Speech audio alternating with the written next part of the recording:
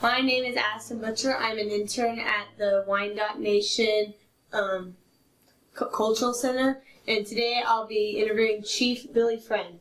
Chief, for my first question, if you could have one superpower, what would it be and why? Superpower. I would like to be able to fly. Yeah, I've always wanted to be able to fly, so I can get to places quicker. Yeah. Yeah. What is your favorite part about being chief and why? There's people ask me all the time, what does a chief do? And I say, it depends what day it is. And that's the thing I love about being chief is that, every day is usually something different. Some days I'm acting more as a government official, like a mayor or a governor, dealing with government issues. And some days I'm dealing with economic development, working on new businesses. Looking at land, and so, some days it's more of a cultural. Some days I'm doing weddings, or I'm doing a funeral, or getting to sit down and do an interview such as this. So, I think this, the variety, the things that I get involved with, and just knowing that more than anything, that everything that we do is helping people. It's helping our tribal citizens, helping to better our community. And I just love every aspect of it. Okay. What is the farthest you have ever traveled for an event while being chief, and what was the event? Ooh, that's a tough one. I have to start thinking logistically. Of course, we did town hall meetings in Washington, up in the Northwest. I did a wedding in Maryland on the shores of the Potomac. I don't know which is further. I'd have to stop and really think. Everything I've done as chief has been in the continental United States, and so it'd be hard to say. I don't know where was the furthest, but I've done a lot of different events in different places from East Coast to West Coast. So. Okay. Yeah. What are some conflicts you have had that you had to overcome when becoming chief? Some conflicts. I have to think about that one. It's conflicts I had to overcome to become chief. Yes. I tell the story all the time. I never, growing up, and people said, "What are you going to be when you grow up?" I never one time said I was going to be an Indian chief. I never knew that was where, God was going to bring me. And when when I came here, I was in between churches. I was pastoring. And so I figured I'd be here for a few months or maybe a year, and I would move on. And 21 years later, I'm still here. And so I really don't.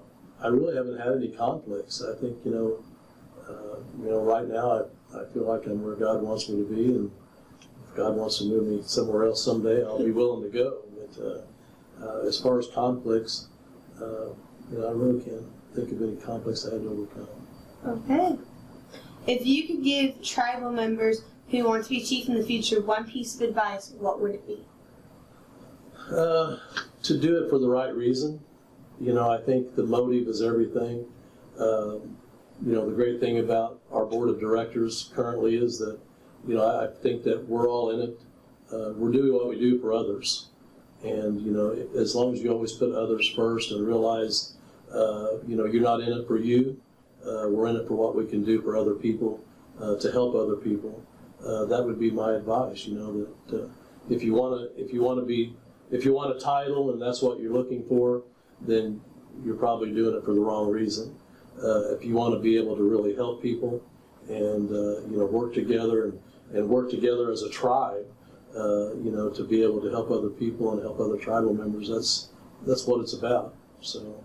I think that's motive is everything. Did you ever dance at powwows or attend powwows when you were younger? No, never did. No? Not until I became chief. Or until I came to work at the tribe. I'll take that back. When I came in 1998, that was my first annual meeting, my first powwow, and I just was part of that generation that really didn't grow up knowing our identity. Yeah. That's why it's so important today.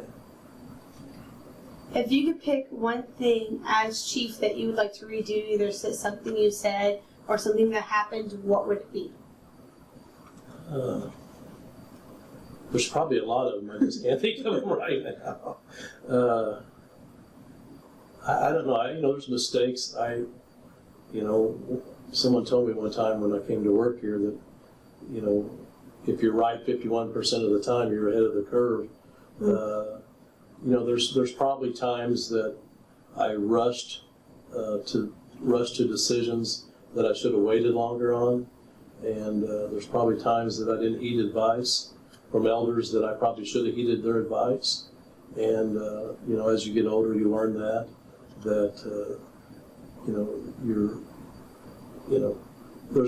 there's people out there that have the knowledge that you need to access before you make decisions that could affect a lot of people. And so, I think the one thing is that, sometimes you need to wait and, let the timing be right before you make decisions. Yeah, definitely. What is the hardest thing that you've had to do as chief? The hardest thing I've had to do as chief probably, is probably go through, when Chief Bearskin died. Yeah. With his passing,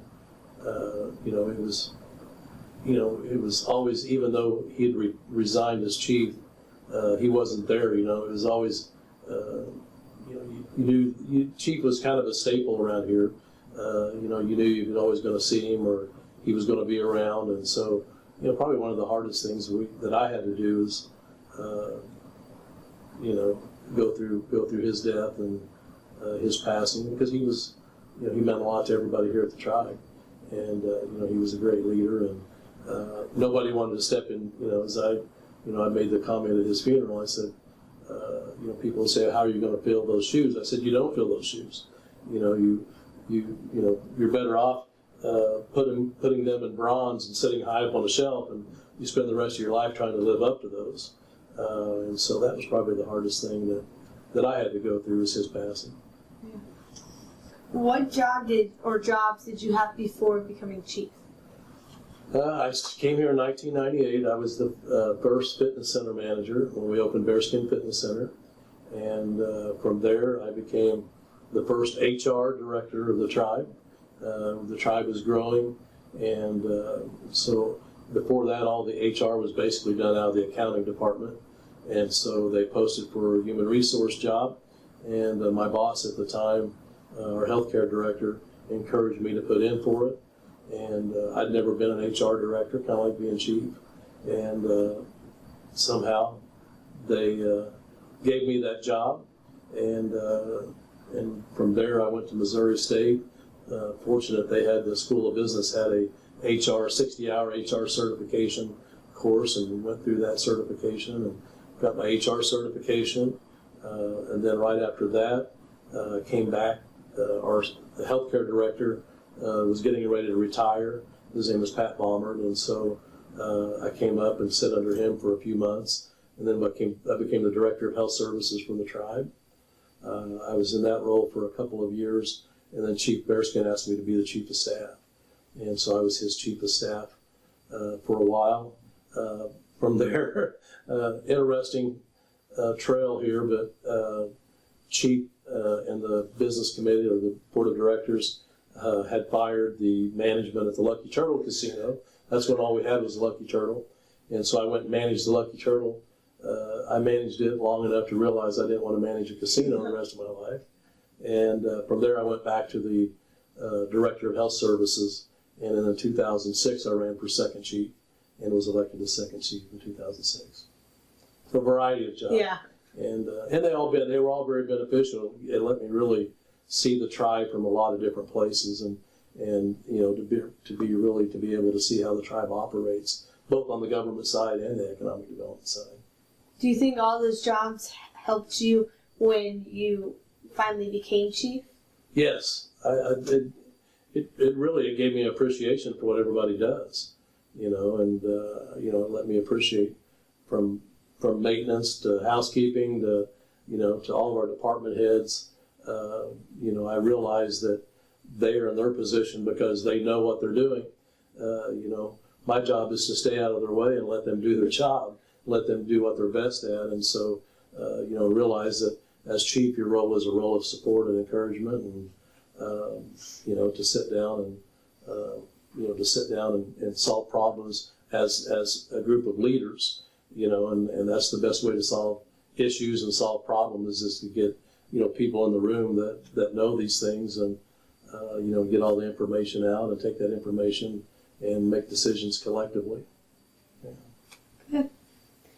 Who helped you the most to become the person you are today? First of all, I have to say my mom. My dad died when I was young, and so my mom was always the rock, in our family. And so I would have to say, she's a very devoted Christian woman. And so, she instilled those principles within me. And so I would have to say, she was probably the one that made the biggest difference in my life. Okay. Yeah. What is one piece of advice you would give to young tribal members in general? Show up every day, work hard, and be nice to everyone. That's kind of what I think, that's more than one piece of advice, but, show up. Chief Bearskin would always say, you have to do better. You have to do good because you're Wyandotte, or you have to do good because you're Intern. You have to do better because you're Wyandotte, and I think that's good advice. To take pride in who you are. Last question: what is your favorite type of cake?